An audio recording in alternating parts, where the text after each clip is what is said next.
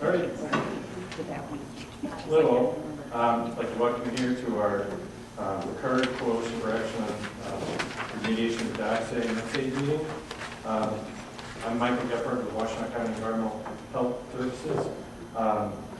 In addition, we have Roger Rail from Site Resident for Safe Water, Matt Nod with the City of Ann Arbor, our own coordinator, Vince Caruso with the Allen Street Watershed Group. Also attending tonight is Mitch Gelman, the MDEQ, and Sybil Cohen, also the MDEQ. We're glad to answer questions after we go through our presentation if they arise. I just want to give you a little background of CARD. It was formed in 2006 as an intergovernmental as well as citizen group method of affecting the cleanup and getting citizen participation in the process. Prior to that, there was an intergovernmental partnership committee that was solely included the government agencies, and we created this CARD group as a way of including the citizens and citizen groups within that process. That was in April of 2006. The various Ann Arbor Township, Scioto Township, City of Ann Arbor, Washtenaw County all created resolutions participating in the CARD group. We have a website, card.uwashtenaw.org, that allows you to sign in to obtain email updates periodically. In addition, there's a dioxane.wetpaint.com site that we've also created to provide additional information that you can access and find maps, various publications, as well as provide comment on items that are of concern that we could eventually address.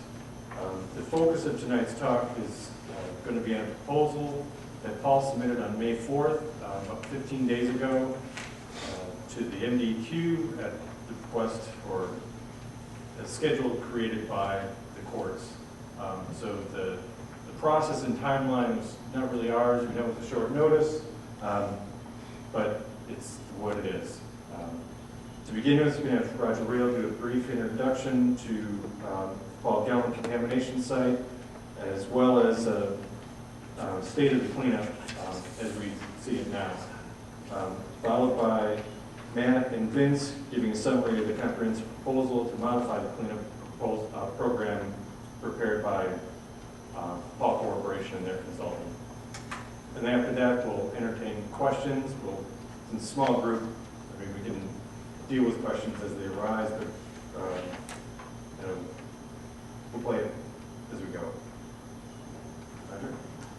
Thanks, Mike. How many would rather be somewhere else tonight? Everybody, right? Because this contamination drags on, and it's going to drag on even more and affect more water supplies if we allow this proposal to take place. What I'm going to do is give you the best way I know how of a review of what's happened with the cleanup. What you see on the screen is a Google Earth mashup of all the data from 1986 to the present. Each one of these bars is a dioxane reading.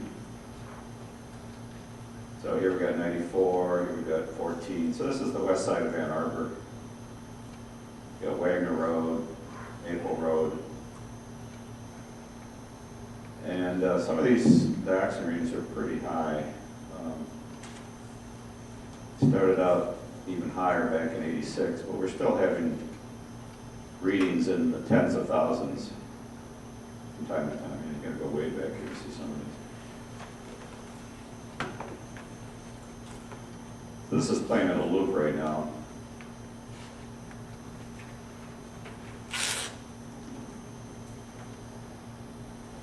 And we can rotate around on this and see it from different angles.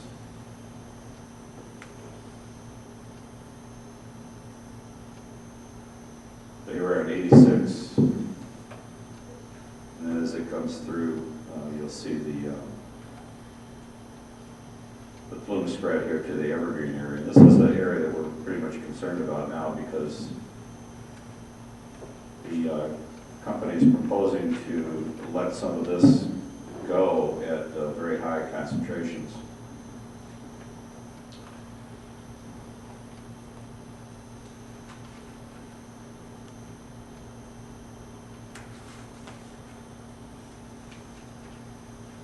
This Google Earth mashup, by the way, is available at the SI Residence for Safe Water website. If you go to srsw.org, you'll see a series of links, and the second link is the Google Group site that lets you download these same Google Earth mashups. All right, let's stop this and let's bring it up to 2009. And then pan back to see how high that is. Click on any one of these points, you get the data point for that bar. So there was a 21,500 part per billion reading in MW5D on February 2nd, 2009.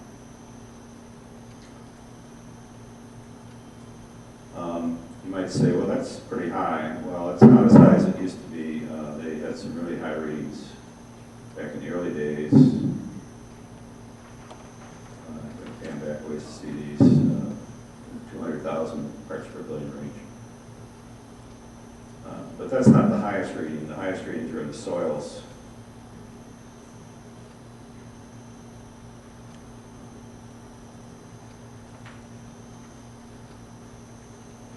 So we got a little problem with our resolution on our display, but the soils level is up around 1 million parts per billion the last time it was sampled. The company was supposed to sample it back in 2005 when they were supposed to be done with the cleanup according to the 5-year plan. But of course that didn't happen, so therefore they didn't do the soil sample. So the soil is still some very high concentrations of dioxins in the soils. We can also take a look at the plumes. Turn off the parts per billion here. We can actually look at the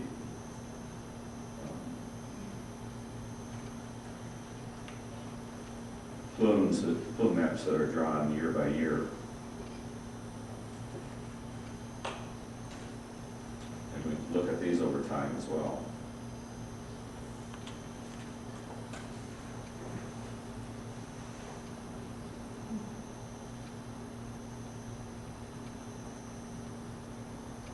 So the first comprehensive plume map that was available was in 1990. Slow this down so you can actually see it.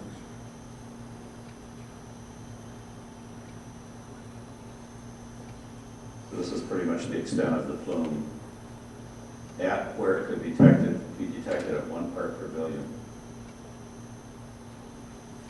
And then we'll take it forward to about 92. There's another plume map available. Again, this is at 1 part per billion. The darker portion of this is where they thought things were at least 100 parts per billion. And then we can, I'll just let this play forward here. It goes from all so there's 95, 97,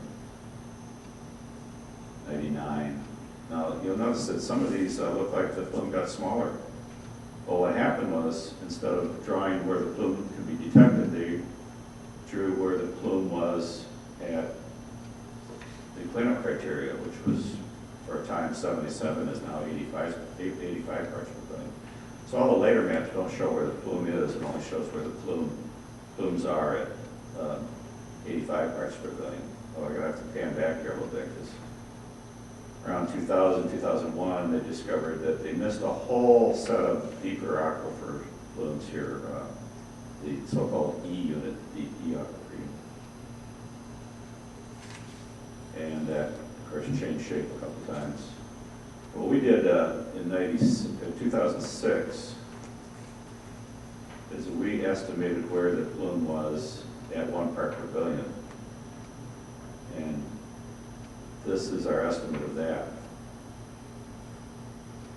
This is about the time the city supply well at the Northwest Supply Well got shut down because the dioxide had already reached that at 2 and 4 parts per billion.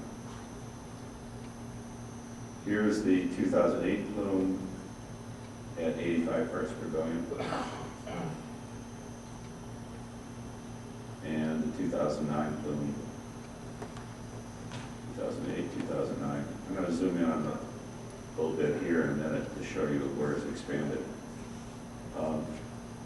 This has some sub-plumes drawn at different levels, 500, 1,000, 2,000, 3,000 parts per billion. Really appreciate that, though, instead of looking at a two-dimensional map. We can display those in 3 dimensions. So we just take those different areas of the plume and extrude them up. And again, this is all done with Google Earth, and in fact, can be done with the free version of Google Earth. So it's a great tool. I wish more public entities would use it. It helps you envision what we're really up against here.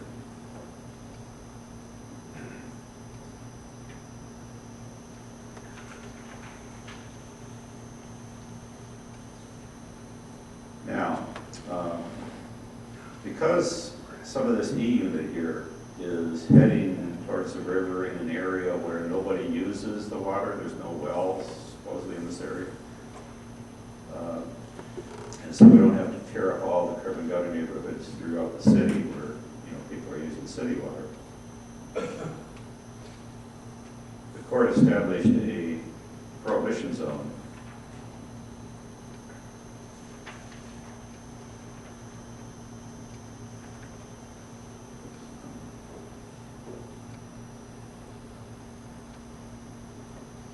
So this red outline here is area where you cannot have any wells for water use, for irrigation, for non-circulating heat pumps or anything like that. Because this dioxane is in the area and you cannot, it's not a good idea to bring that dioxane up and drink it and use it anyway. Now we can take the different parts of this and extrude it up. This little fence here would be if it's cleanup criteria of 85 parts per billion. You see it's the same height as this red area. We could do the same for the western part of that. So this is what the cleanup criteria would be normally. But because this is heading towards surface water, the company said, well, we can use the groundwater surface water interface, which in effect means that this portion here doesn't have to be cleaned up. Anything within this big 2,800 parts per billion fence does not have to be cleaned up. And this is at Maple Road, so there's not much past Maple Road at this point. So it didn't seem like too much to give up. And then it was going to be 85 parts per billion back here at Wagner Road. So the company said, well, if it's 85 parts per billion at Wagner Road and it's 2,800 here, then we can let this whole portion go here at 2,800 because it's heading towards Maple Road. So they don't have to clean that up, except for the portion, this little portion up here that's above 2,800.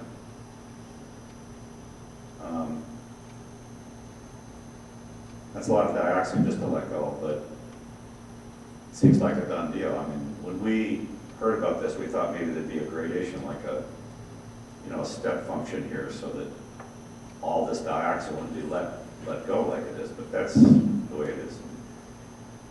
So the company, having accomplished this, and they're doing a little bit of cleanup at Maple to try to capture this little portion here.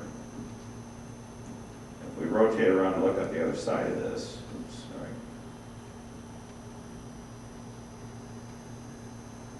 There's this portion here. It's part of the evergreen bloom. Right now, they have to clean that up to 85 parts per billion. They proposed an expansion in the Prohibition Zone.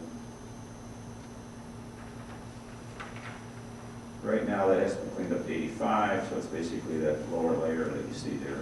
Everything has to fall within that.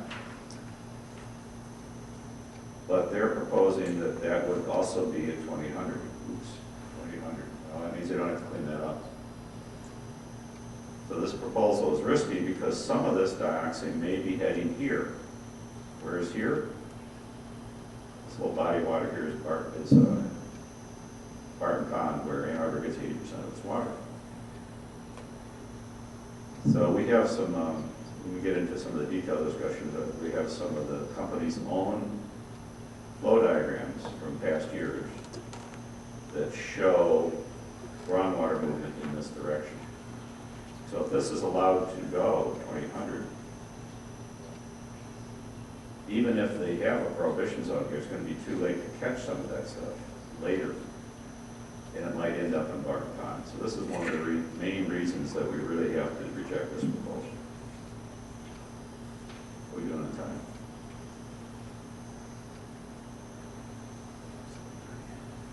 Okay, I got time to show one more thing.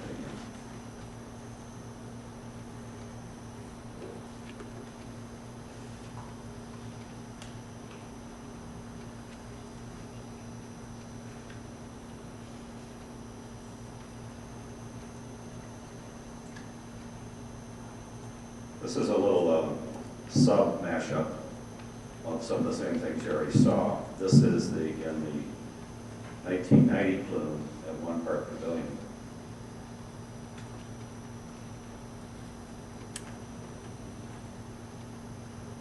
And then compare that with what, after 14 years of cleanup, what the plume we think looked like in 2006 at 1 part per billion. So we went from this to this in 14 years of cleanup.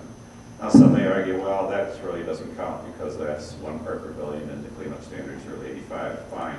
Let's take the dark part of this, change it to red so we can see it better. So we're taking this center portion here.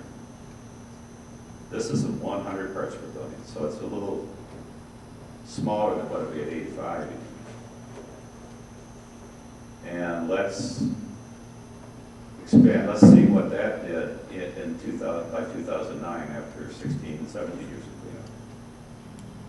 So we went from this in 1992 to this in 2009. When the company says they're well on their way to cleaning this up, just remember this image. And also pay attention to this little block right here. This is Evergreen. There's hardly anything at Evergreen in 1992. And Evergreen's where the cleanup started in 1993. If they let Evergreen go, there's a whole bunch of high concentrations back here at the core, some of which is heading toward Evergreen. Some of that's going to end up going northeast. Roger, as you show the contrast there, you show the red area in the west really contracting substantially from the 1990 diagram to this one. Was that coincident with the much accelerated purging that was going on? They haven't done much purging there. Not This was a guess. Okay. They didn't have any data to support that hardly. Okay. There was a few wells here and there, but it was, some of these were at 100 parts per billion, in a sense have gone down. Near where your community is, it's still over the cleanup criteria, and that's why there's still a dot there. They claim that this is a bubble in the groundwater. But the problem with that claim is that they also said that this groundwater is moving a foot or foot and a half a day. And yet, the bubble doesn't move. You actually look at in between years, you'll see this little bubble pretty much staying where it is. So it still could be an offshoot like they said it was from this area down here. Up till 1995, this was not a bubble, this was an offshoot from the core. Now, it may be that it is a bubble now, or maybe it's just a little trickle or something that's feeding that. But if they quit cleaning up at the core, which they, again, as we get into what they're proposing to do, some of the groundwater flows may return to what they were normal before the cleanup started. And this may again go west, northwest, and north. And it's a bit, you know, it's a valid concern because groundwater's gonna go where groundwater wants to go. And right now, there's artificial pumping taking place, and if you cut back in that pumping, it's gonna revert back to what it was before. All right, I'm gonna finish with just one little other view here. Just evergreen, so you can see that by itself. And like I said, I better go back and turn on these two layers.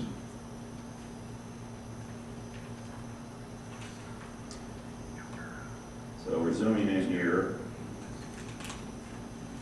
One of the nice things about this latest version of Google Earth is you can build in some tours, and the tours actually change the time, not just your location, but the view and the time span. So I've got some views here of the, evergreen bloom. So we can look at it in, let's say, 2008. Turn it on.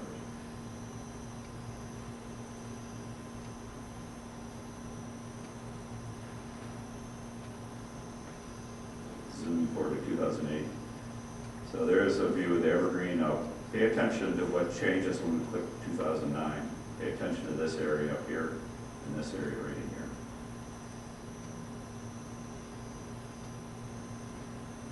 So, this is what they said the plume is in 2009. This is what they said the plume was in 2008. 2008, 2009. There's a lot of the stuff filling in here. It may be from the reduced pumping that's already taking place. Anyway, that's about all I have for, anything else I should cover here as background? I just wanted to give people a graphical view of what the cleanup has done so far and what it hasn't done.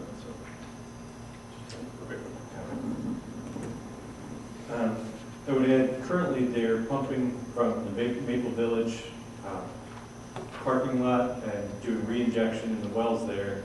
I believe they're down to 50 gallons a minute and re-injecting 25 in each well. Their original plan was to pump 200 gallons a minute. Due to well fouling of the injection wells, they've had to reduce their extraction. So there's reduced extraction there. One of the wells Roger spoke of in the Evergreen area is AE3. They've had issues with extracting groundwater there, having the well being capable of extracting groundwater. I forget what the specific rate they're supposed to be pumping, but they're down to about 15 gallons a minute. So, I mean, again, even before this proposal, due to site conditions, they've had reduced pumping. And what outcome that is, we're not quite sure yet, because if things change, it is the cause of the proposal, essentially. It gets them out of issues that they're dealing with. And Vince? Actually, just want to interject one other thing here. One of the mashups we have is all of the wells on the site. These are all color-coded. With this projector, it takes up too much of the screen, so I keep the key off. But they're color-coded and shape-coded. So here are some wells that are at Maple Road. This is using a Google Graph API, so you can generate the graph. One of the things you'll want to look at when you look at this yourself are some of these wells that are still very high in the Evergreen area. Still going up. Here we are, 12 to 1400 parts per billion. So this is all there for the viewing. And afterward, anybody needs any help getting this into work. And I encourage the local governments and the state government to actually use some of this stuff because it's available and it helps with decision making. When the company shows graphs of things going down, might want to take a look at some of these that aren't going down. They're still going up very close to the edge of the plume. Where is this dioxane going? It's not being cleaned up.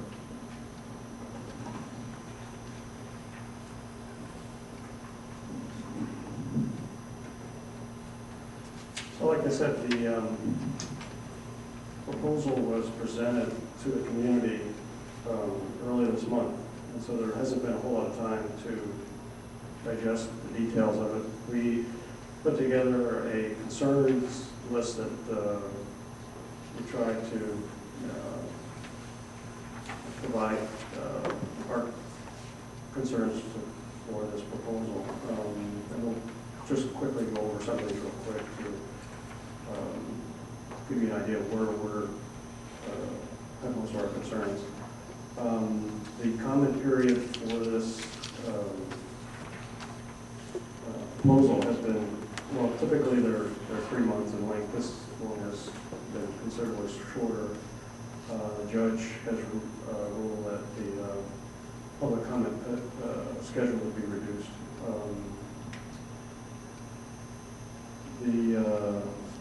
The evergreen plume that Roger talked about, they're talking about expanding the Prohibition Zone.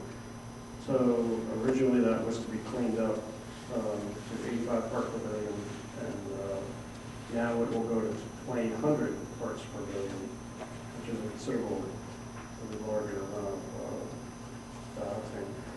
As well, that will be movement to the north. That Prohibition Zone increase is approximately a 50% increase to the north of the existing Prohibition Zone. PLS's justification for expanding this Prohibition Zone is not something that we support. It may be that they want to reduce costs, but we think that since they're responsible for the cleanup, that the Prohibition Zone should not be expanded. Core area, the area where the company exists, is considered the core area. They're proposing that that be reduced in criterion so that they would be allowed to determine amongst themselves whether they should do significant cleanup there. That's in the proposal. They propose to cut the purge rates from 1,300 gallons per minute to 800 gallons per minute. It's a 38% reduction. We don't support that. They're also proposing cutting back on sampling 45%. Once again, maybe an effort on their part to reduce cost. There currently is no contingency plan for some of the worst case scenarios. If this plume does move into areas that are not being predicted on these maps. And one of the more important concerns we have is if this plume does move to the north towards Barton Pond. There are conditions in Barton Pond where in the summertime we have very low flows into the Barton Pond area, and contamination into that would be difficult to deal with, in our opinion.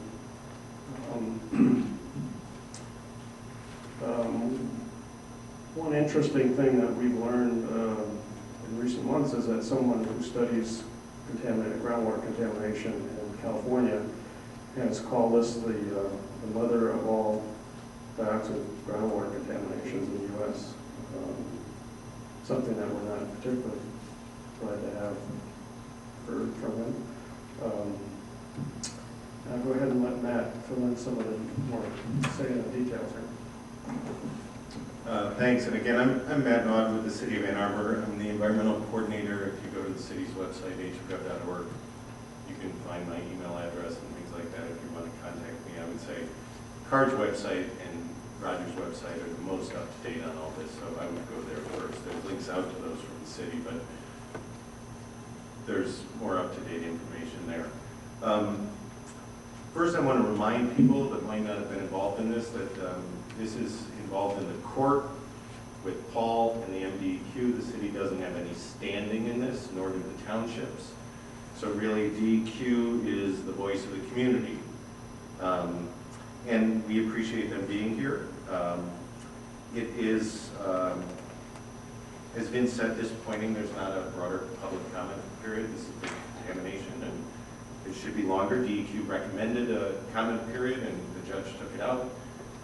We appreciate the fact that even though it's 4 weeks and it should be longer, we at least have some time to do this. And I'm going to give my opinion on a bunch of this along with the card, but one, I think it's bad policy to write off an aquifer. And what this is doing is continuing down the slippery slope that writes off the aquifer. Just because we are not currently using that aquifer for drinking water, and reminder to folks, we've already shut down, we're not using one drinking water well in the city that we historically have used. And so now we're down to 2 drinking water sources. And this potentially has, this could affect the one that we use the most. About 80–85% of our water now comes from Arbor Pond. But even if you accept the Prohibition Zone and the logic in creating it, where you say, okay, it's downstream from a drinking water source, and you take this 2,800 number, which is the legal number that dioxane can vent to ground or to the surface water, you drag it back to Wagner Road. What this proposal doesn't have, and I would almost argue it's not reviewable, there's not enough information in this to make sure it's precautionary, and for anyone to make any valid decisions on its ability to affect the cleanup. So in that same logic, you would want to take a 0 standard from our drinking water source to the north and drag it back to the northern boundary. So it's fine. If you really think there's a corridor that this dioxane is going to go east, and it's not going to go north, set a rigid standard of 0. It's a probable carcinogen. Worst case, I think the number is 34, but that's for DEQ to determine, both on the north and in the south, because it's also not clear to me that as this 2,800 gets closer to the river, there's no opportunity for it to take a dive south by the airport, which is where we get the other bunch of groundwater we use for drinking water. So I think there's a lot more data that needs to be developed to make sure that the rest of our drinking water sources are not injured in any way. Paul makes a claim that this proposal is going to extract more mass. And there are cleanups where you could reevaluate the whole site and say, you know, we're going to go down to fewer wells, but we're actually going to get more of this stuff out of the ground. It makes sense to do that. There's none of that detail in this proposal. If this is about mass reduction, there ought to be a table that says, this is how much mass we're reducing now under this scenario, and this is how much mass we're going to get out by cutting the sampling in half and cutting the pumping rate down to 800 gallons a minute. Those both save the company a lot of money in terms of treatment costs, but it's not clear that it benefits, you know, a precautionary approach to this cleanup. They're talking about shutting down 85 wells. Half of them have measurable levels of 1,4-dioxane. I don't see a table with each well listed explaining exactly why this well, which probably, unless it was a drinking water well that a homeowner put in, is worth, you know, and cost probably $10,000 to $50,000 to put in, is worth taking out of the system. That's a data point we no longer are able to use. Let's see. Did I say? You just said 85 wells. Well, they talked about 85 sample wells, right? No, not purge wells. On the western side, they kind of make an arbitrary approach that 500 parts per billion is the right number for us to quit pumping. And it's not clear to me where that number comes from at all. So it's just an arbitrary number with no explanation of why that's appropriate or not, especially because everything in the western area is an area where everybody, where that plume's going to go, is on a private drinking water well. There's also a pipeline proposal. The folks should read this.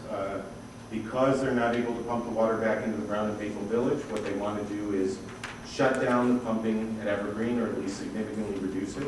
They want to take 2,800 parts per billion of 1,4-dioxane, bring it to the surface, close to the surface in a pipeline, run it up Dexter, so right from the corner of Maple Village and Maple and Dexter, run it up to Allison and connect it to a pipeline they already have that brings contamination from the Evergreen area down. We have some serious concerns about bringing 2,800 parts per billion from somewhere over 100 feet down to 20 feet down, and if there's breaks and all kinds of contingency plans with that also. As Vince said, the contingency plan is something we've talked about for a long time here. They only have a limited number of ways to deal with groundwater. And one concern is if you expand this prohibition zone and all of a sudden it gets outside that prohibition zone, one thing you try to do is just keep expanding the prohibition zone. Well, there has to be serious consequences to not keeping it within this corridor that you've been granted that saves a huge amount of money on the cleanup and takes away water rights of residents in the city. But as you move this prohibition zone farther away from where all the treatment area is and deeper into neighborhoods, it's harder and harder to get that water back anywhere to get treated. So then there's a lot of construction. None of this, without a contingency plan, this proposal is, I would say, is non-reviewable. And even if you assume that everyone's doing the right thing, this cleanup has had an incredible number of surprises. So if anything, we should expect something to go wrong and have a plan for when that happens with a variety of different scenarios before this is approvable. Yeah. Will the judge see it that way? Well, that's a question. My last comment, I'll be quiet because I'm taking more time than I should.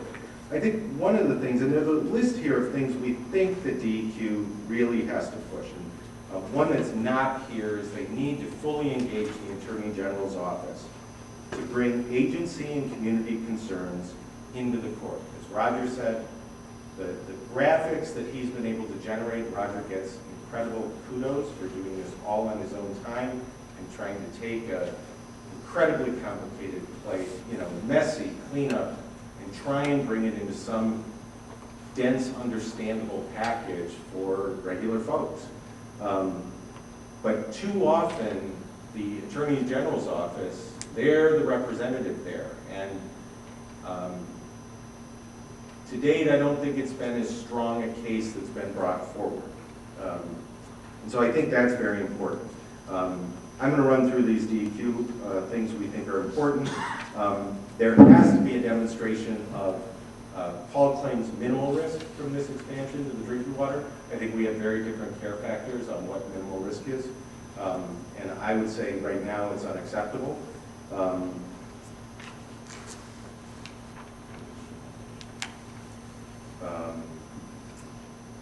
There's a comment in here on designing appropriate monitoring wells that I'm going to let Mike speak to because he's the hydrogeologist.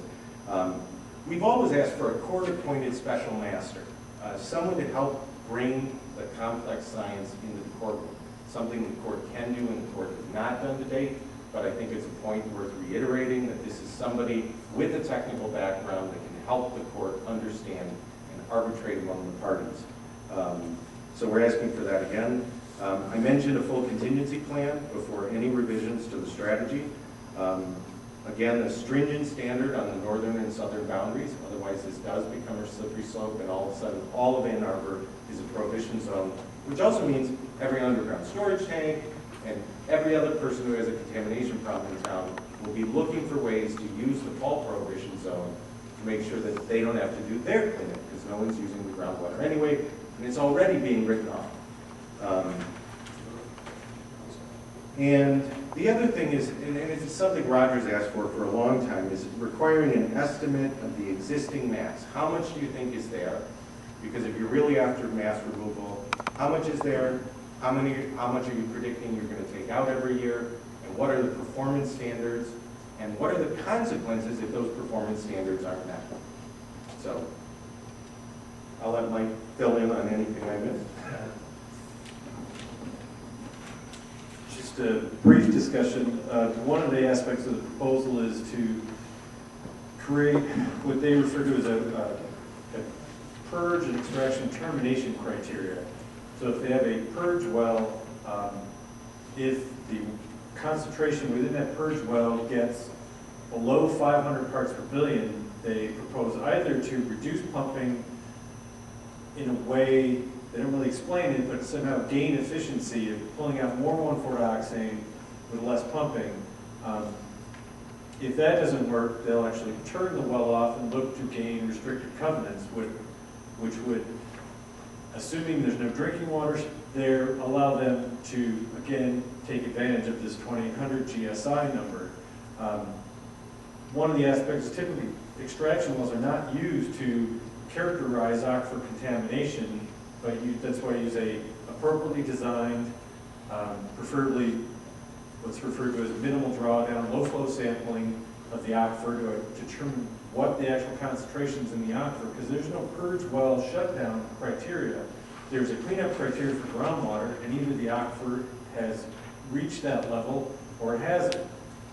Purge wells are typically inefficient or ineffective for determining how much contamination's in the aquifer. It's a gauge of how efficient your cleanup's going, sort of mass removal, but it doesn't say how much contamination's in the aquifer.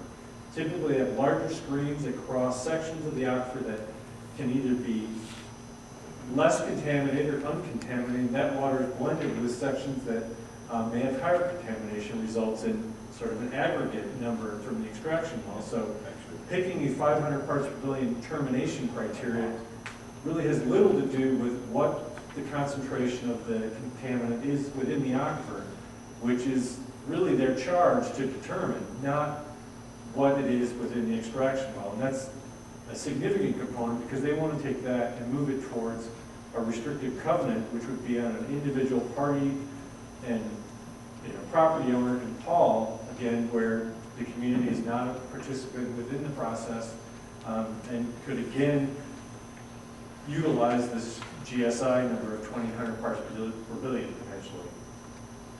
That's the extent of that issue. For the most part, if you have any questions or concerns, we're here to do one more. Oh, we've got one more. Sorry about that. Just so you understand, Paul claims to have done a pump test at Evergreen and kind of demonstrated there's no northerly flow. And the concern we have is not, oh, the sky is falling, oh, the sky is falling. I mean, we'd be concerned anyway, but this is a groundwater model that was created by DEQ and MSU. It's up on the web, it's publicly available. It had nothing to do with this site at all. It's just done for Washtenaw County and it's trying to say we can take a lot of wells of existing information and try and draw these maps of where the groundwater is going.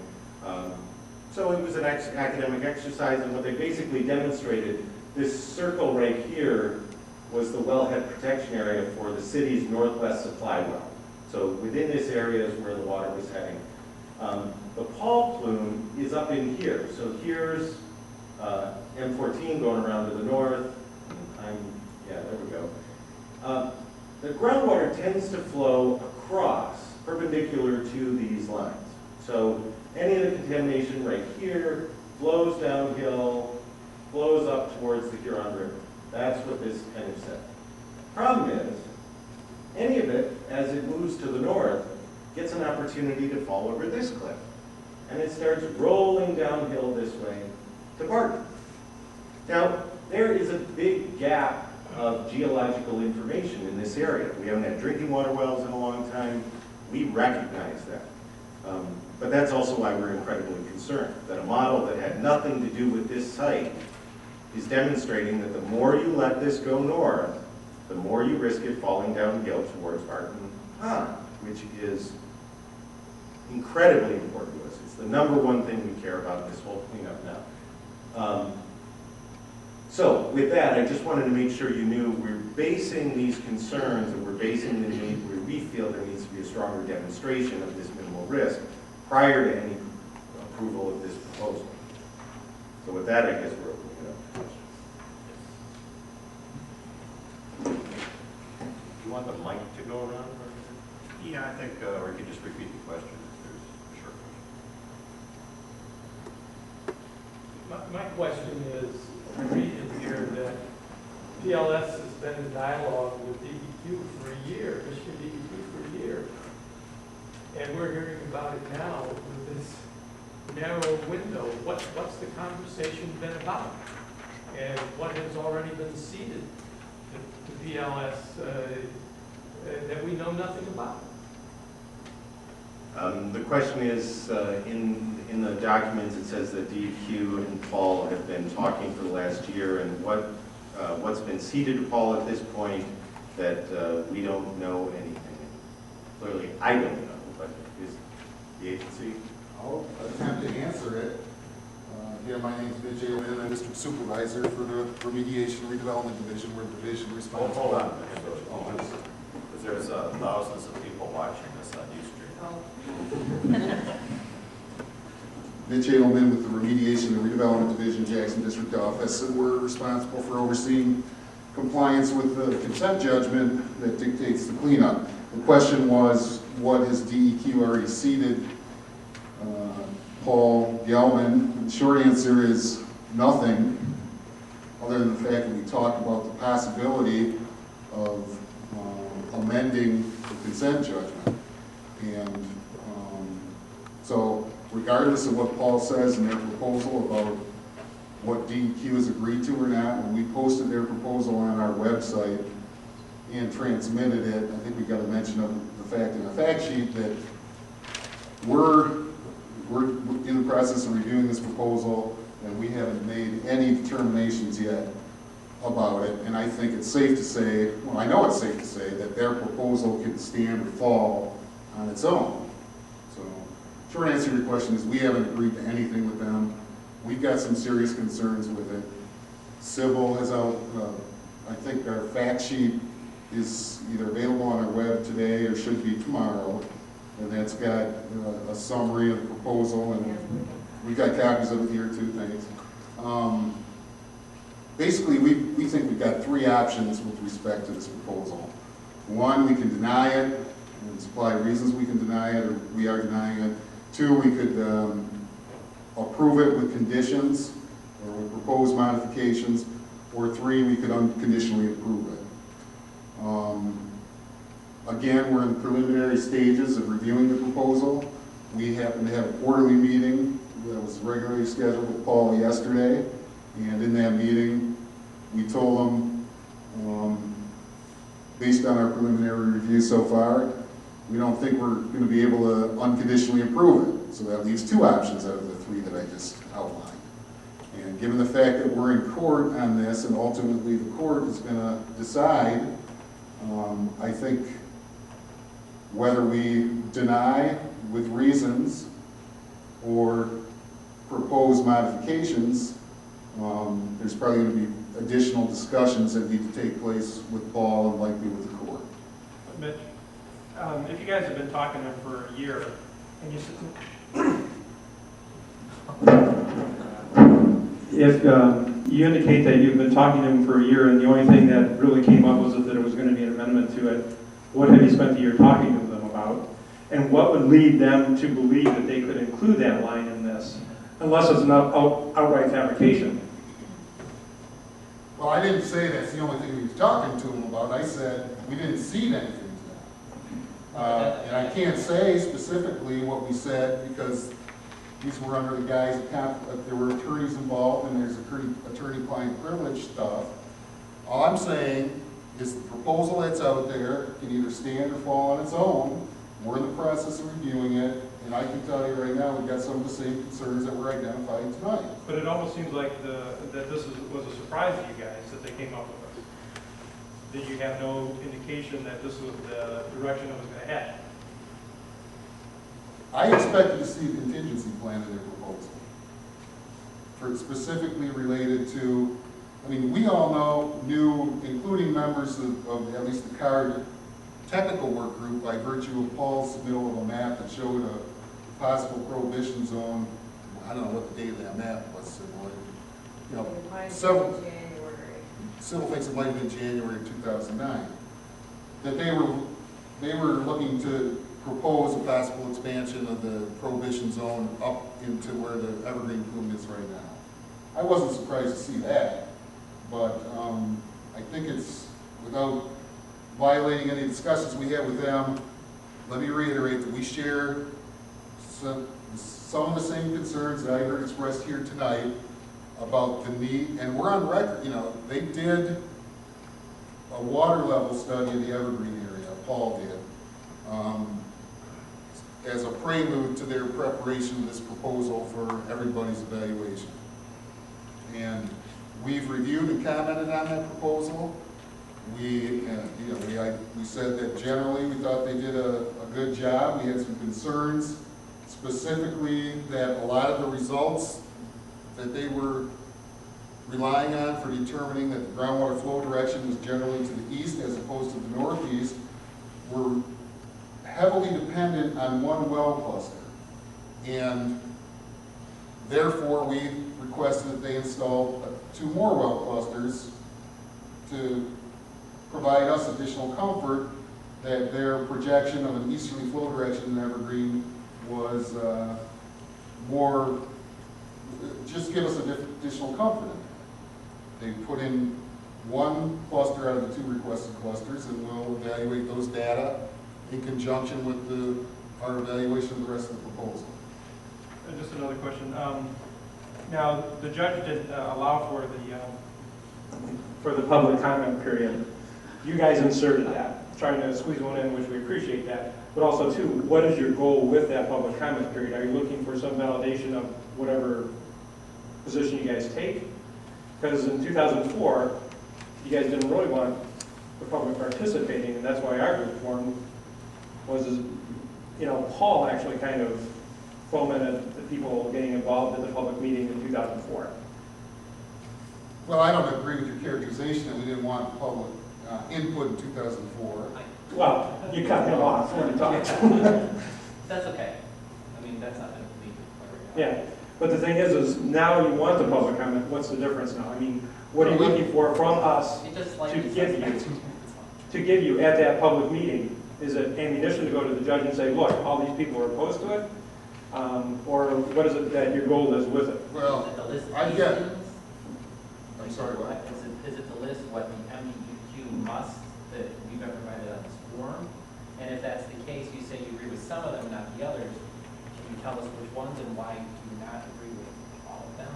Well, what I'd like to do, if people don't mind, is, and we're going to have a public meeting on the 27th, but I've got a copy that we can put up on the screen of the criteria that we think we've got to use to evaluate their proposal against. And those criteria are included in the consent judgment that we have, the law, which is part 201, and the rules associated with the law. So I cut and pasted them. I got a hard copy. We can put them up on the screen. And short answer to your question is, I think we're looking for the public's reaction to their proposal in light of the criteria that we have to use to evaluate and help us in our assessment of their proposal relative to the things that we've got to consider under law. Will we ever know which, I know you said you agree with some of the, will we ever find out which of those and why you don't agree with some of the other ones? Or? The question was, I'm sorry, were you done? I didn't want to get No. The question was, will the public ever find out what the DEQ agrees with and what the DEQ disagrees with? And the answer is yes. The public will ultimately find out when we react to the proposal in writing, which we're obligated to do under the court order by June 15th, right, so? June 15th?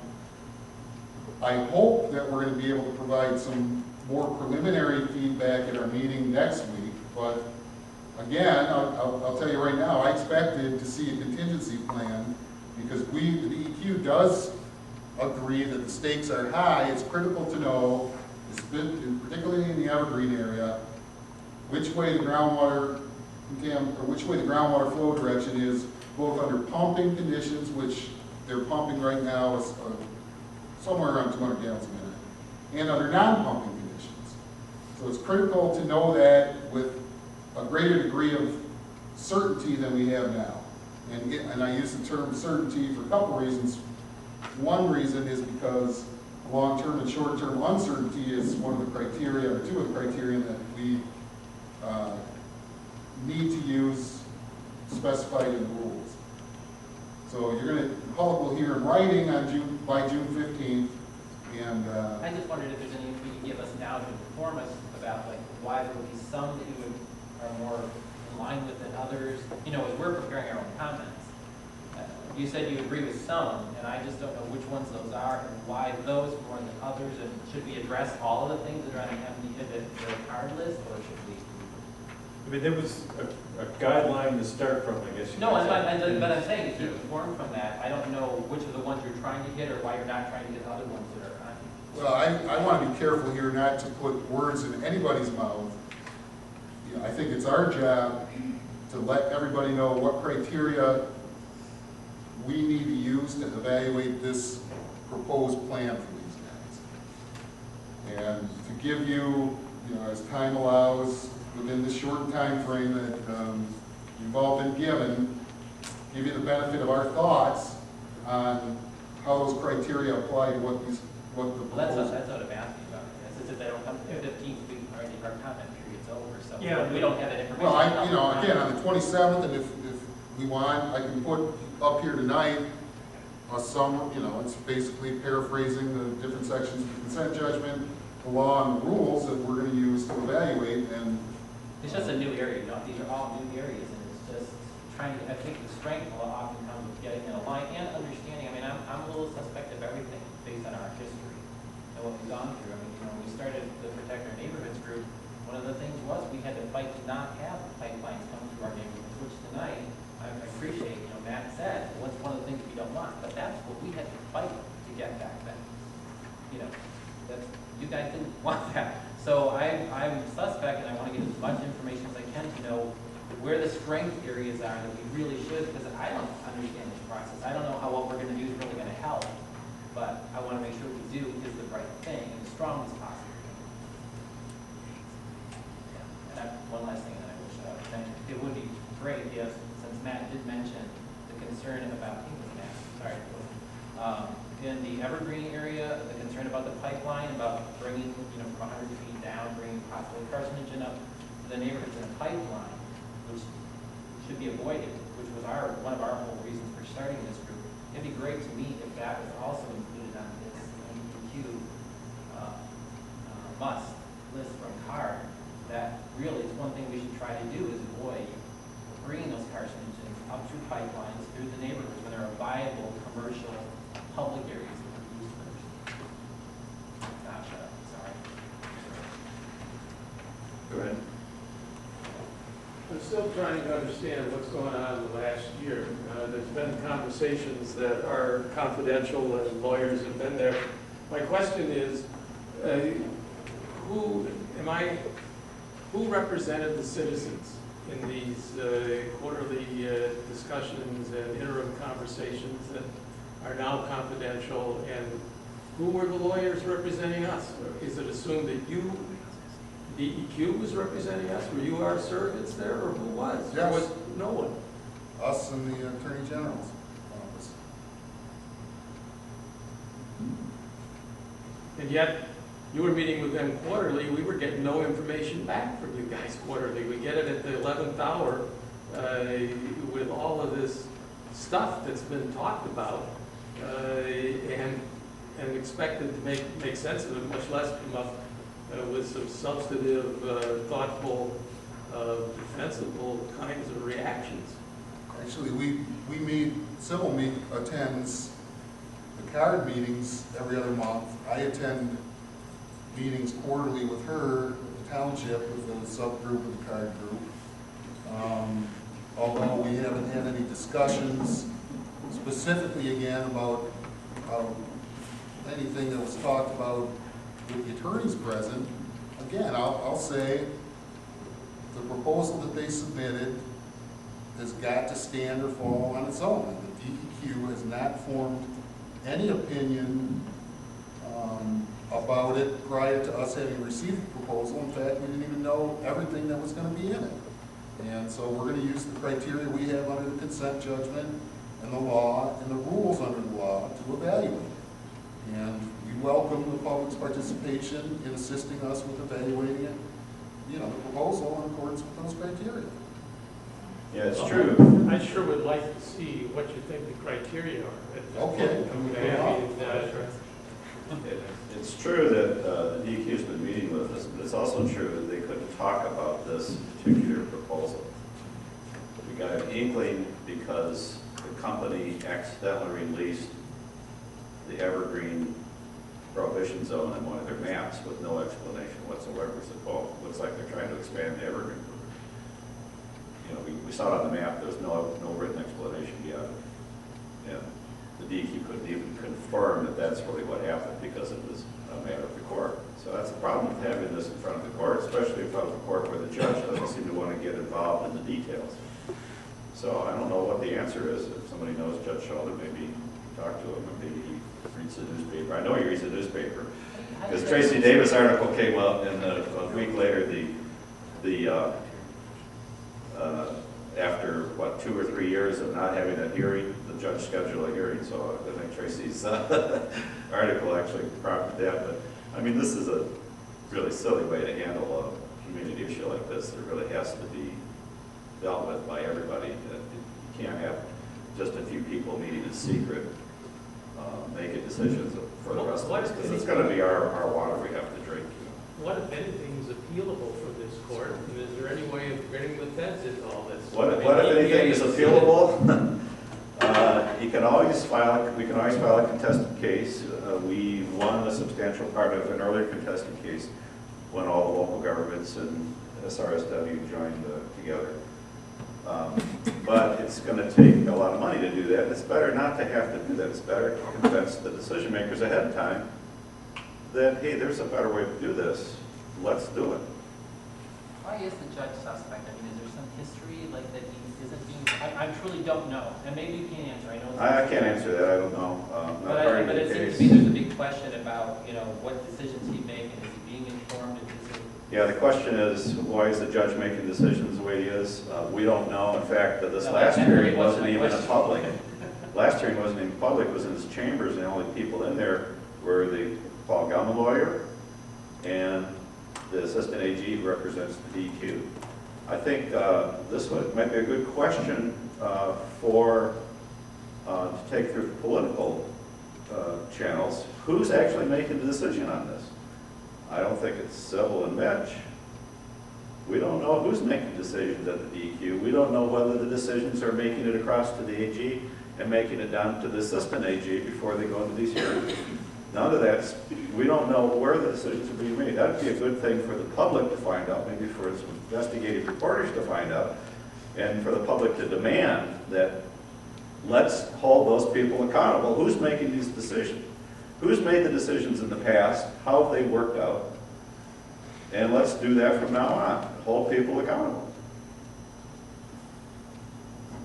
That's not what the question is. No, I was just saying, based on the fact that he made the ruling, 2004, you know, was that the court decision that he made? And maybe you can't, and even if you can't say it, I don't know what the reason is that we're suspect of what he will decide this, you know, this decision. Is there something that anybody can tell me, or is it all gotta be like that why we cannot trust his decision-making process? It's basically up to the judge at this point.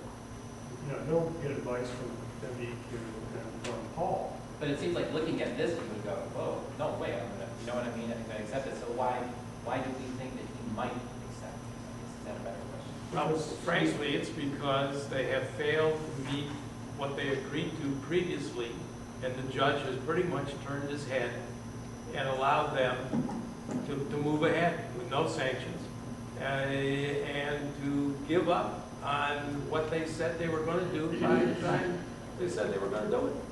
So you think it's scope?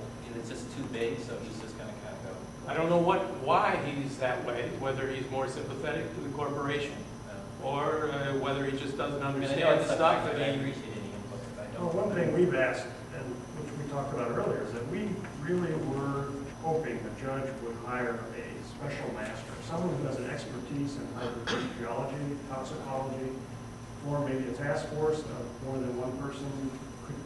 You know, it's a very complex geology, it's a very complex toxicology.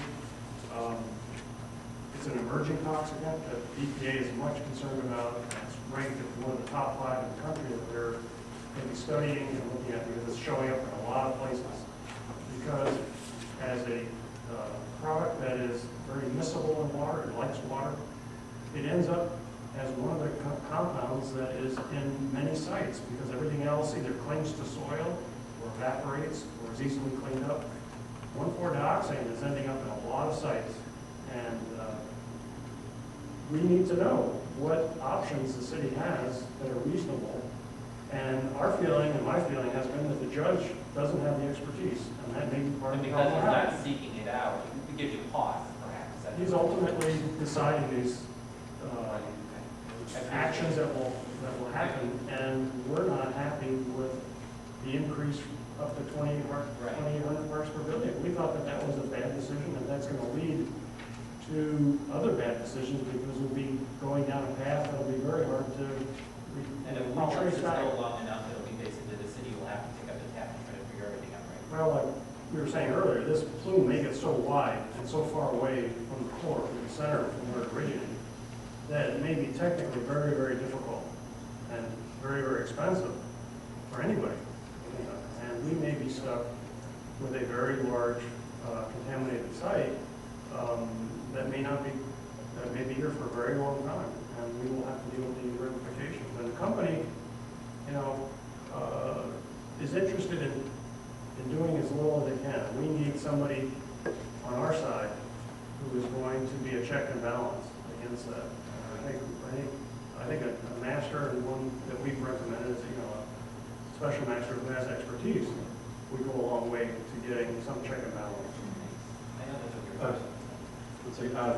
Kind of speaking to the sort of judge's thoughts, I guess there's two other documents that preceded this proposal, and they're the scheduling order, and then there was a follow-up order that revised the schedule. But within that, I mean, it's essentially going along with the process of, I mean, it speaks to expanding the prohibition zones, it speaks, I mean, DEQ had originally included a timeline for public comment, the judge removed the public comment period, or formally within the timeline. Yeah, So I thought that might have been a red flag. yeah, so I mean, while the proposal is the details, some of the broader strokes were already in his order to begin with, so there's an indication that, you know, he's buying into the process already, since, as, you know, his document, he's essentially signed off on and said, you know, show me the proposal for expanding the prohibition zone. Show me the proposal and timeline to address these issues. And by the way, don't include a public comment period. And the DEQ has graciously included what they can within their 6-week window to provide 4 weeks of public comment to add to their process. But I mean, the judge removed it, so I mean, those are indications. Kind of the history. Yeah. Thanks. With comment 2, Mitch talked about the water level study that was done for the what's referred to as the Evergreen area on Dexter and Arbor between M14 and Maple. That study turned off extraction wells and reduced pumping for a period of time until no pumping, and then watched the water level change over time.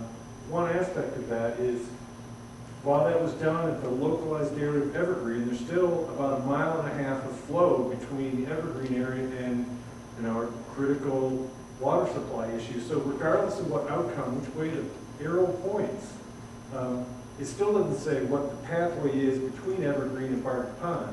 I mean, if you look at Roger's map, I mean, the core Evergreen plume goes northeast, there's a finger that goes northwest, it makes a 90-degree turn, so nobody can say definitively at this point, it's only going to go in whatever direction it leaves Evergreen. I think that's a big issue, is regardless of what arrow direction points, there's still a lot of geology and hydrogeology between the 2 points that has not been evaluated, and nobody can say what it is. There's indications from the MSU study that there's a potential for flow in that way, and I think that's enough to say, you know, as a risk to the environment and for criteria for monitoring, more study needs to be done before expansion can take place. You have a question? With the criteria that you put up there, those were some legal clauses, were they, in that 1995 Act or whatever? Was that from? Are you guys afraid that they're going to box you in legally where you can't get what you seek in terms of for the public? Is that they can force maybe an interpretation of clauses of acts and stuff like that where you're kind of stuck and you can't do what you would like to do? Did you guys hear, everyone hear a question? I don't think we're, Why don't you repeat it?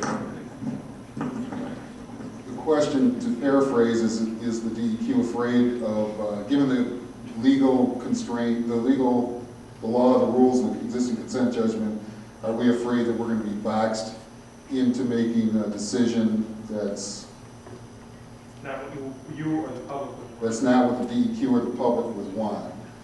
And I think the answer to that, from a DEQ perspective, is we're obligated to pick remedies that are protective of public health, safety and welfare and the environment, as determined by the legislature.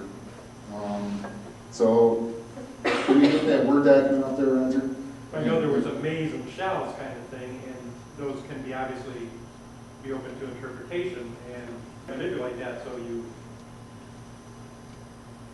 Well, I'm going to be careful and say the criteria the DEQ are going to use to evaluate the proposal are based in the law and the rules. And our overall goal is to assure that remedies that are protective of the public health, safety, welfare, and the environment get picked. And in our review of this proposal, if we identify areas that we don't think are protective of the public health, safety, welfare, and environment, we're going to make it be known to the company and the judge and the public. That's our job.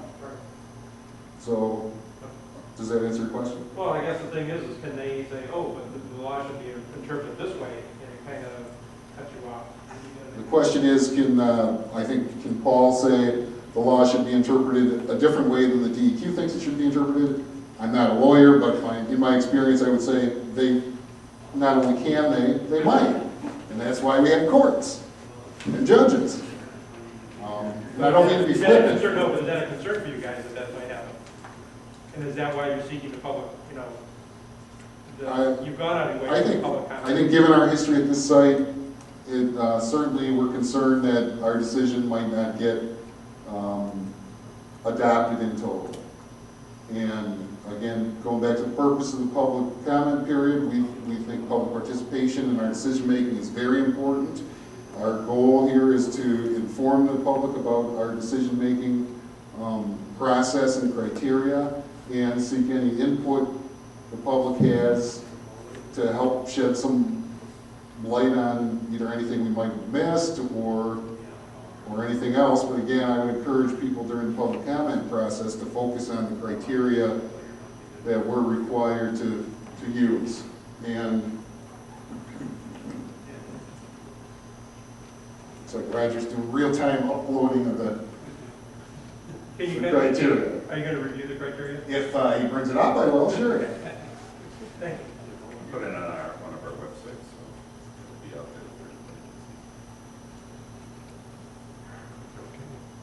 there. And the first part of this is going to be a section right from the consent judgment that talks about modification of the consent judgment, and it says essentially that the consent judgment can't be amended unless the parties agree. I think it's an important part. That's this part right here. May not be modified unless such modification is in writing, signed by all parties, and approved and entered by the court. And then remedial plans, work plans, and other submissions made pursuant to this consent judgment may be modified by mutual agreement of the parties. That's from the consent judgment. Now we get into the actual statute, which is Part 201 of Act 451 of 1994 as amended, otherwise known as the Natural Resources and Environmental Protection Act. And again, it's Part 201, which is the environmental remediation part. And I highlighted, I'm not going to go through all this. I'm going to point out a couple salient points here. Realize that the consent judgment first was entered in 1992. So, Section 2A1 sub C is highlighted here because that's what rules here. An enforceable agreement with the state entered into on or before May 1 of 95, any person under this part takes precedence over this 1995 Act. But notwithstanding that, upon request of a person implementing response activity, the department shall approve changes in a plan for response activity to be consistent with sections 18 and 28 of the Act. So what that means to me is that upon request, you can insert Paul here, upon request of Paul, the department shall approve changes in a plan to be consistent with section 18 and 28. Now, a little bit of legislative history on this Part 201, which was passed in June of 1995. This act used to be known, its predecessor was Act 307, formerly known as the Polluter Pay Act. Concept was those who did cause contamination were responsible for cleaning it up. It had a liability scheme that said anybody in the chain of title, ownership, or operation was liable for contamination. In 1995, it was changed such that the liability is, the standard is a causation liability standard, so that the department has to show that somebody that's responsible for an activity causing a release, we have to show that someone's responsible for the activity before we can show that they're liable. Sort of a side point here, because we've got this consent judgment, and Paul is a successor corporation to Gelman, has that liability, and they're doing a cleanup. But Section 18 and 20A, another big change that took place in this 1995 Environmental Remediation Act, is the ability to go to land use-based cleanups. And it also changed the acceptable risk level. Prior to June 5th, 1995, in the former Act 307, we had a 1 in 1 million risk standard for carcinogens, so that the cleanup standards were set based on, for carcinogens, 1 excess cancer risk in a million was what the legislature deemed appropriate. In June of 95, they changed it to 1 in 100,000. So in other words, it became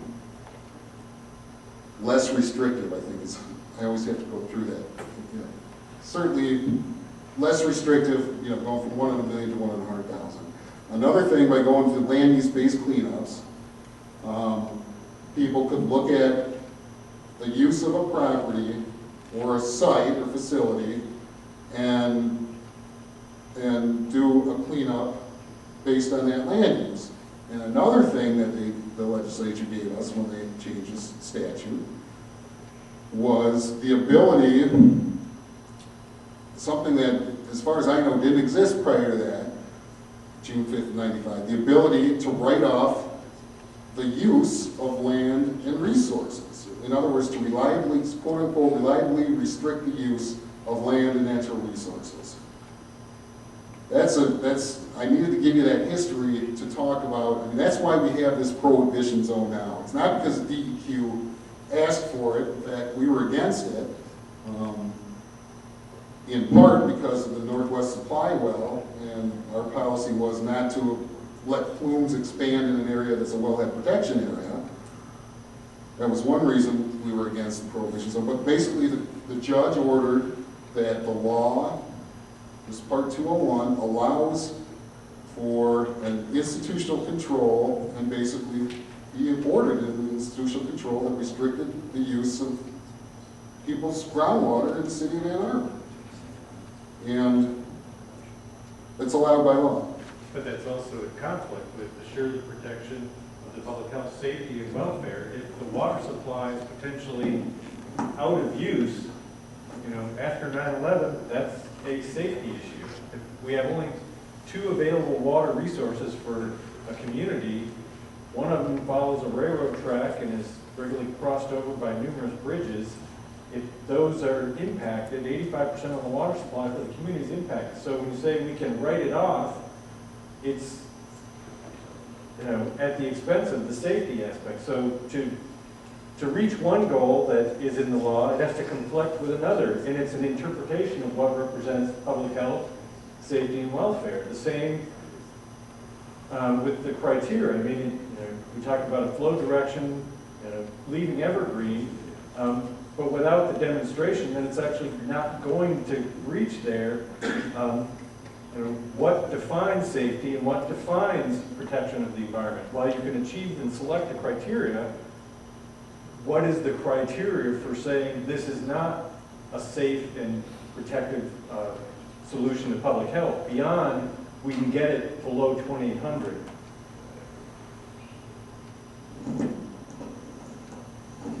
try and answer that. Again, we haven't made a decision about whether we deem Paul's proposal to be protective of public health, safety, welfare, and the environment, and we're in the process of assessing whether we think it is and why or why not we think it is or isn't.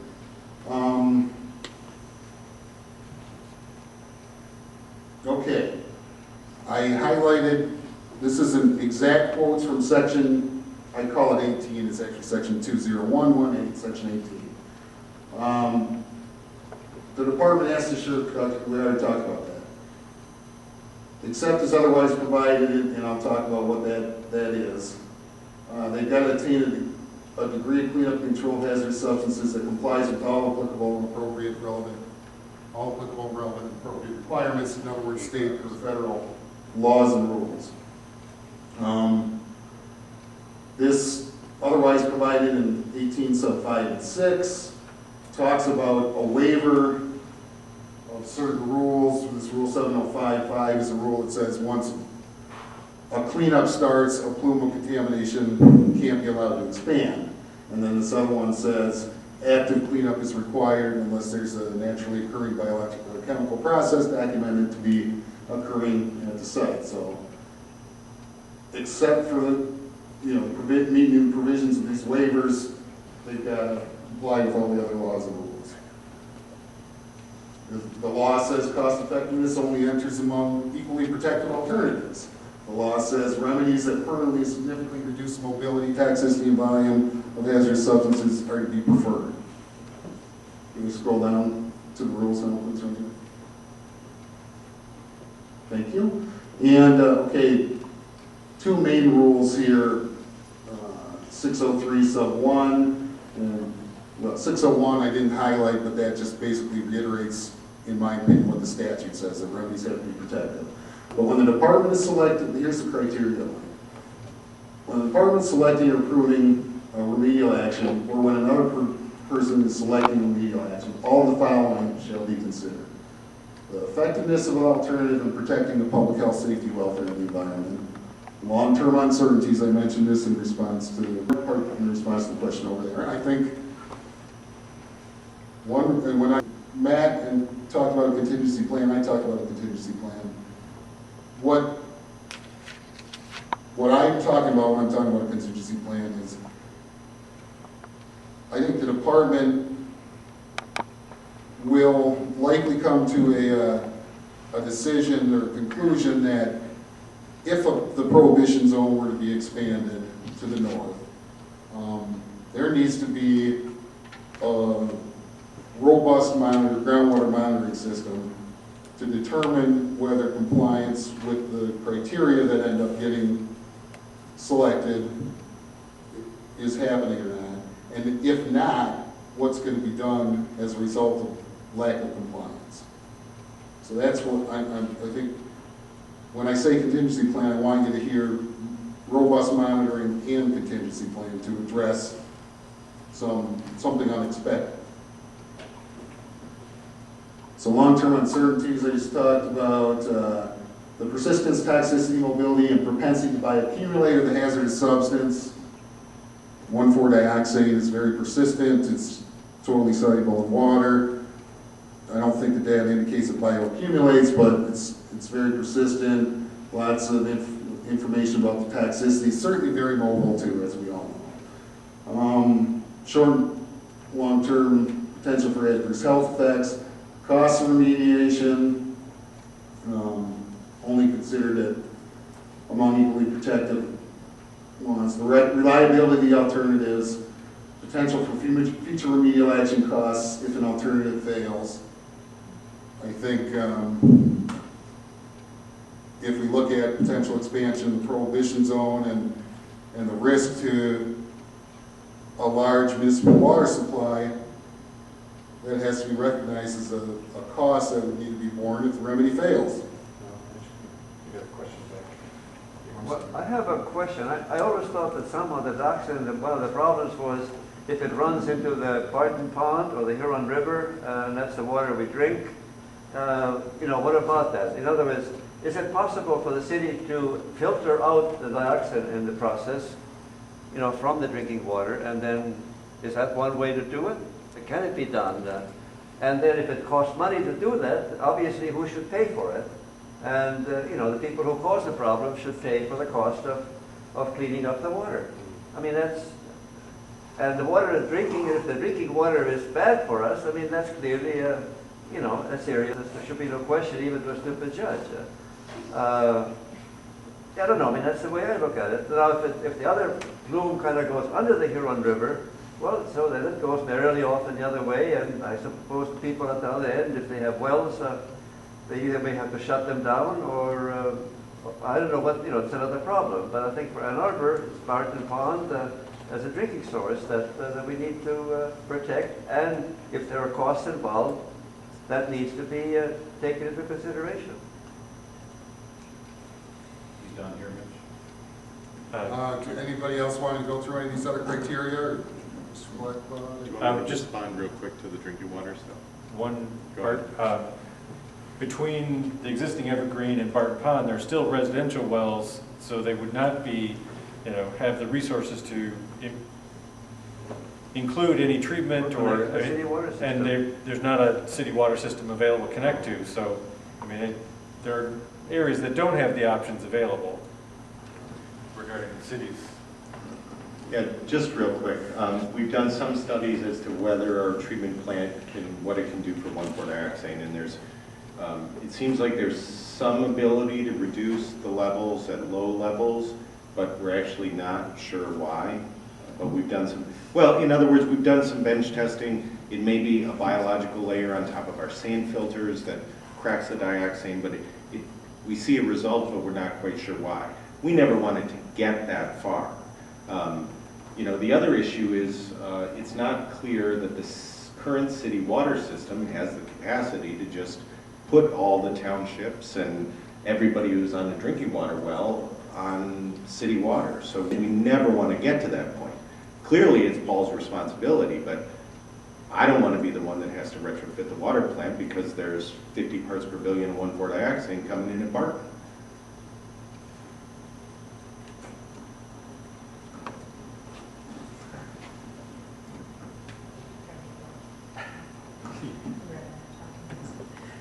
Do we know if the person currently representing the AG's office in court is going to be at the public meeting? I don't, our assistant attorney general assigned to it is Celeste Gill, and she's not planning on being at the public meeting. And why is that? I think she's busy with other cases. It would seem to be kind of critical in my mind that she could hear public comment and also see the variety of maps and representations that are not in her scope of expertise. Is there anything that can be done to encourage that? Yeah, we'll talk to her and try and, I will carry the message, or Sybil or I will carry the message. Maybe both of us will carry the message to Celeste and see if we can convince her to attend. Give her the Ustream link. Or watch the person.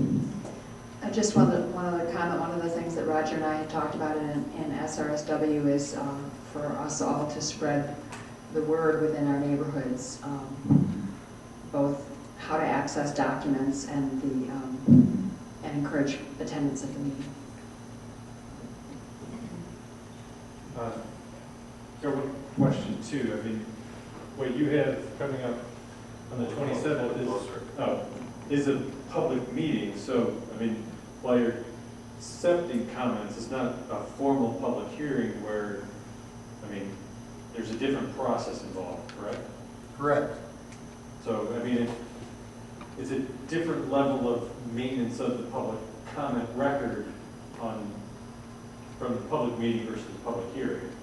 So, unlike the feasibility study review and public hearing, where you had a public meeting and a public hearing in 2004, that's not the process now. We have a public meeting where people can provide those comments and we can provide written comments, but I mean, the formal structure is different. Yeah, and we'll still be taking written comments as well.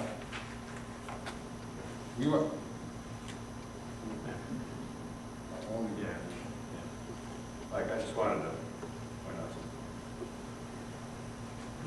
something. We've been talking about the city of Ann Arbor water supply. I don't have this for the city or for Ann Arbor Township, but I have here the properties in Scioto Township. So here's all the people on Dexter Water, here's all the people on Loch Alpine Water, here's all the people on the city water that Scioto buys, and here's all the people on wells. And you'll notice there's still some properties here that would be on wells except they're vacant. So if those are ever developed, they can't be, they're in the plumes, they're not, those property values have already diminished because they can't just put a well down. You can't, you know, if you're gonna have irrigation, well, I can't do it partly. So, I mean, we could do this for the other jurisdictions, but you can imagine that the same kind of density takes place over here too. Right north of M14 in Ann Arbor Township, there's no water supply. So that's right in here. All of it. All in here is going to look just like that. I probably should get the file so we could mash up this thing. You know, that's one of the things that, again, when the decision makers can look at all the facts in one place, maybe we can make sure the right thing happens. But the judge hasn't seen anything close to this. Anything close to this. What the judge is seeing is still 20-year-old technology. A piece of paper with a map on it, usually black and white, two-dimensional. You can't get somebody who doesn't want to get involved in the details to understand, and it's probably not possible for one person to understand just looking at separate maps. But now we have the tools to mash all this stuff up together and sit down and use this as a decision-making tool as well as a presentation tool. And it's a crime that we're not using this, and it's a crime that the judge isn't seeing it. Yeah, so we need some other questions here. It's a question that may not be answerable here, but my question is, prohibition zones are one thing, attachment to the title zone properties are another thing. Are they, given the law and the criteria, just roughly equivalent? Is it just is attachment to property title that the proposal is requesting, is that sort of equivalent to a prohibition zone, or? Well, I think you're talking about, there's a statement under the expanded well prohibition zone for evergreen plume. I think the last bullet requires deed restrictions on properties within the zone. My understanding of Paul's proposal as it relates to the evergreen is that they're proposing to expand the prohibition. I think this is a misstatement in here that deed restrictions are required as part of the proposal in the evergreen area. No, that's not to say that it's not a diminishment of people's rights to use their water. I'm not saying it. I mean, that's what it is, and that's allowed by the law. If these other criteria are satisfied. Any other questions? I have one.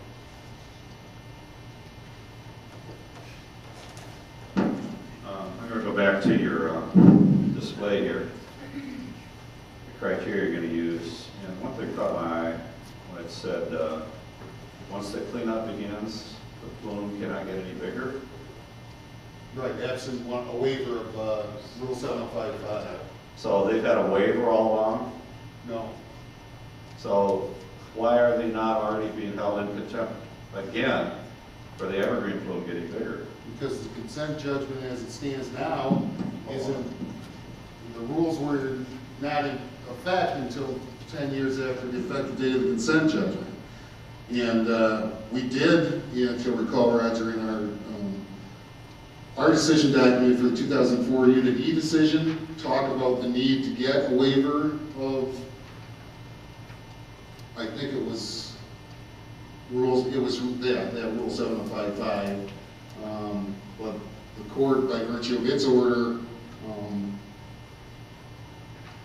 took away our ability to do that, I guess is one way to put it.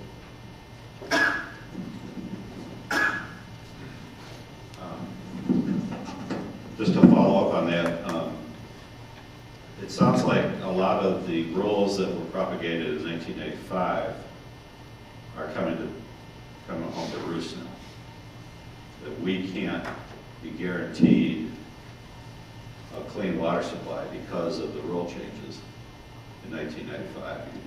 You said that a lot of these things came about then, so it's, I mean, to me, they're almost like sleeper cells that are coming alive now and coming up to bite us, that we can't get what we should deserve as citizens because the part-time legislators at the time, you know, this is part of what you get with term limits. You get people that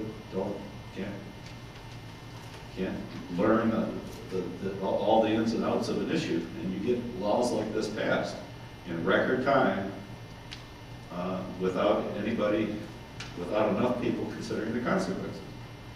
And here you're saying that because this law is in place, there's some language in the law that we can't, the DEQ might have its hands tied.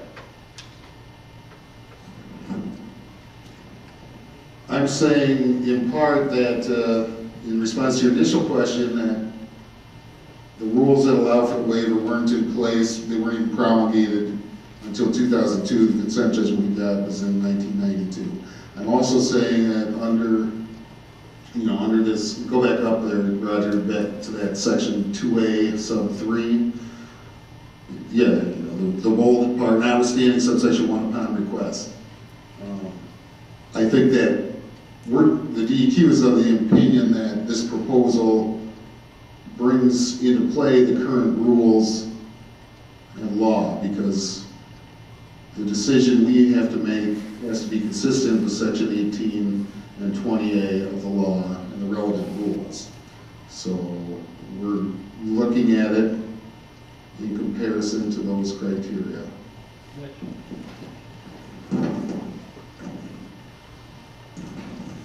Is there potential that they're going to argue, or make the case that they are consistent with sections 18 and 20 and that will force you, because it says you shall approve the changes in the plan? Is that a potential direction that they may take? I would imagine it's potential, yeah. And again, I want to reiterate, DEQ hasn't made any decisions yet. We're going to be using what's outlined in the law and rules, making our best effort to compare their proposal to the criteria we've got. And I've already mentioned the uncertainty is a concern we've got, the cost of remedial action if remedy fails. Other criteria in here are certainly things on our radar screen that we're going to, maybe I should talk a little bit more about the process we're going through.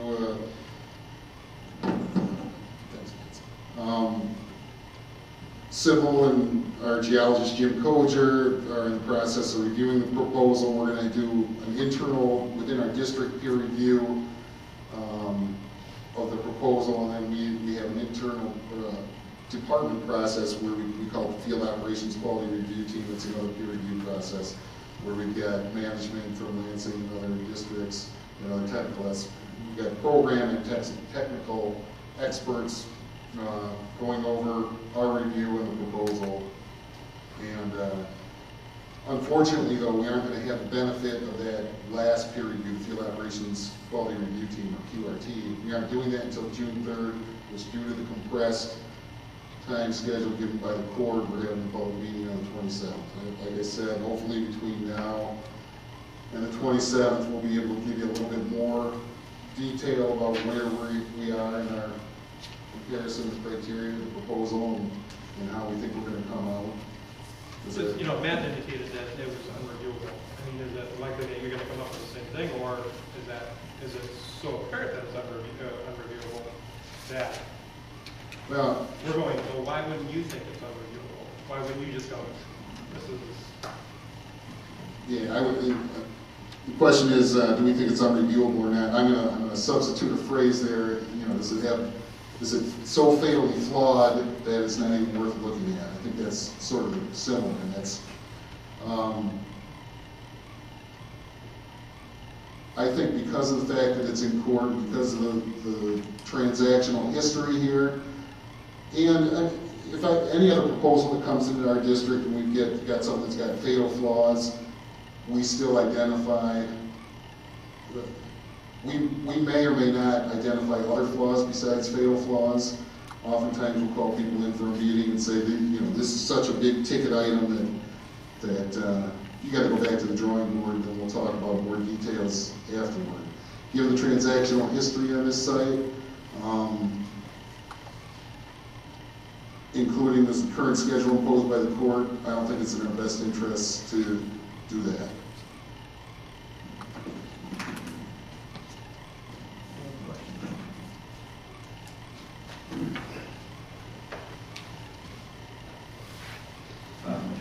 This is just a comment. I'm hoping, and again, it'd be great if Celeste would be at the meeting next week, but I would also say, to the extent in the significant reviews of the proposal, that Celeste is there, because I think there's, with all the attrition, there's a lot less technical expertise, but the technical expertise we have that's going to be reviewing this, it's not with Celeste.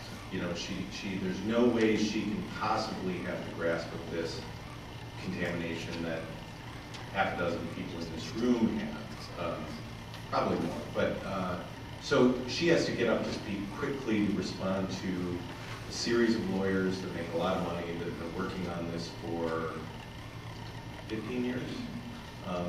And it's just tough competition.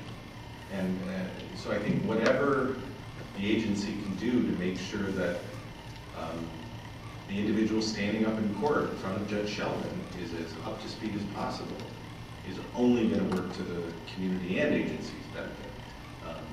So, Who else?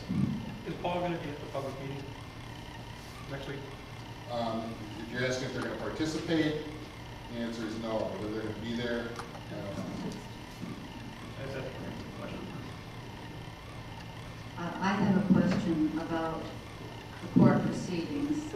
So much of what's happening now and what's happened for the entire history of this contamination has been due to the DNR originally and then the DEQ's attention to public involvement and public concern about an individual contamination site.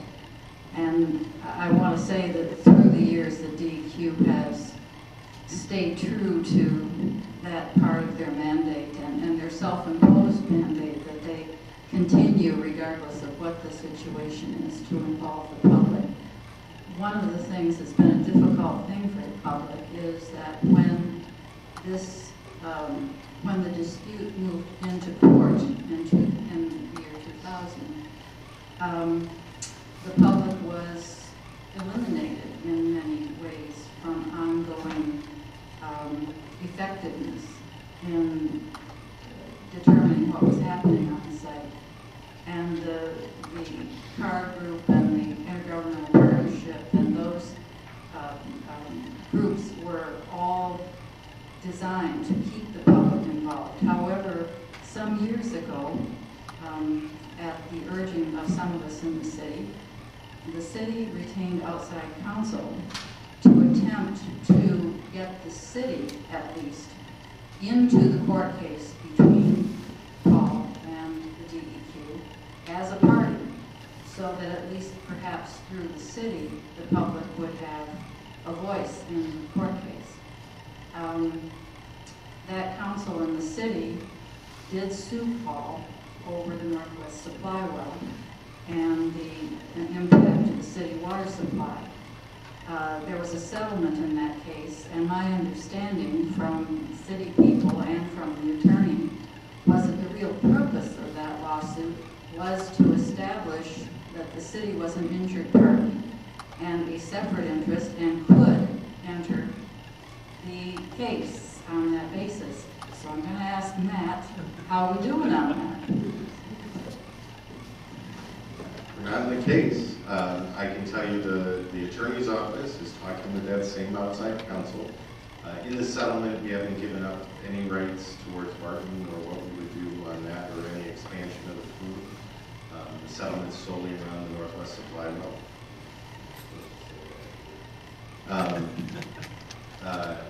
So, you know, at this point, we're looking at our options for whether we're going to get back involved in this and bringing those resources to the table. We've hired an outside review of the evergreen test, so we have our own independent review of that, not just my opinion. And I will keep you up to speed as we, you know, I don't think that's the answer she wanted, but. I have one more. I've watched the court case from the beginning, and I attended virtually all open sessions of court. And I'm convinced that in answer to some people's questions about Don Shelton, he sees his role primarily as keeping this thing from grinding to a halt. His comments through the years have been, and his original comments when the case reopened in his court, was that this had been a 20-year process. It had stopped repeatedly, and he thought his role was to keep things moving and keep the cleanup going forward rather than bogging down in irreconcilable conflicts where the divorce isn't possible.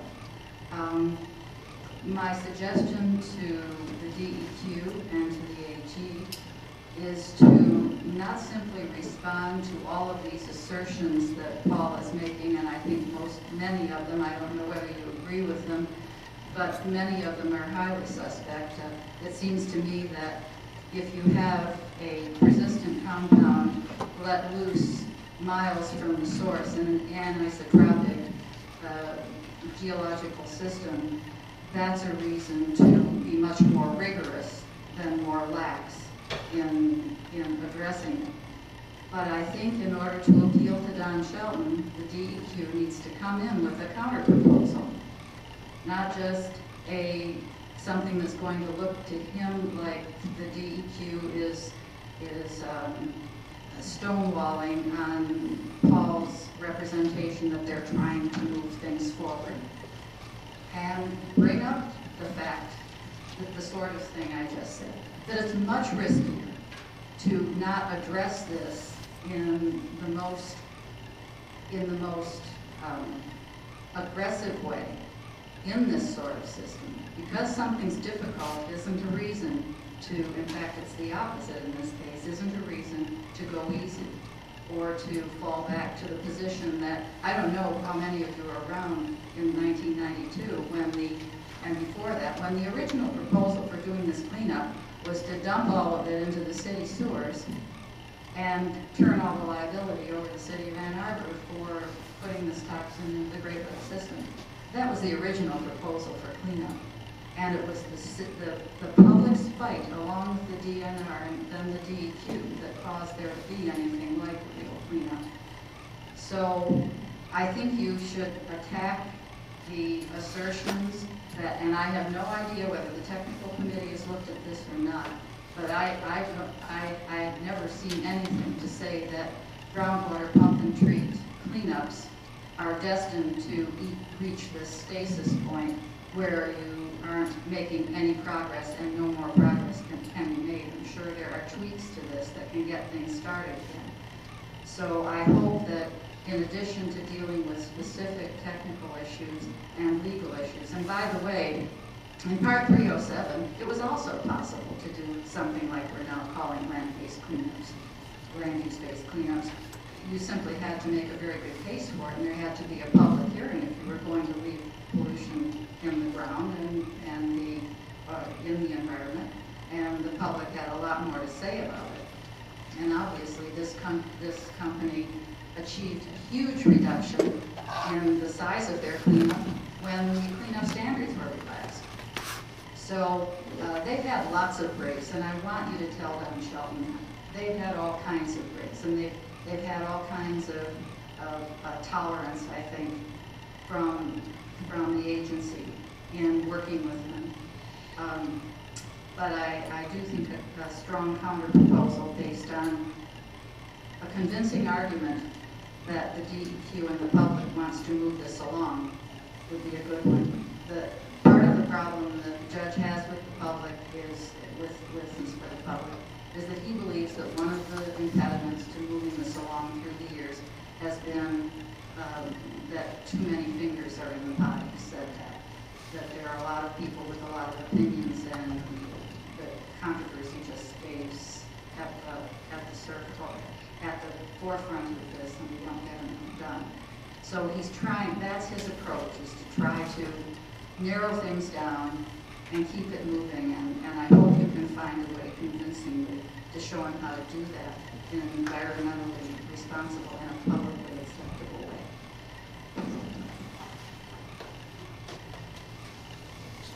Next. Bump one up against our time window, which in the past is defined. Yeah. They haven't come in yet, usually they're talking. They did stop by and ask whether we were up for use. No. When I get to that, I just want to thank everybody for attending. If you think you could be able to reach your neighbors, feel free to take additional materials with you. Remind you that the DEQ public comment periods from May 11th to June 8th, and you can forward comments to Civil Colon. There's information about our contacts on the DEQ webpage. Their public meeting is next Wednesday at Paisley Elementary at 825 Duncan at 7 p.m. But again, thanks for attending. If you have any comments, there's a variety. You can either email me directly or go onto the dioxane.web site and put in comments that way. Thank you. Thank you. Just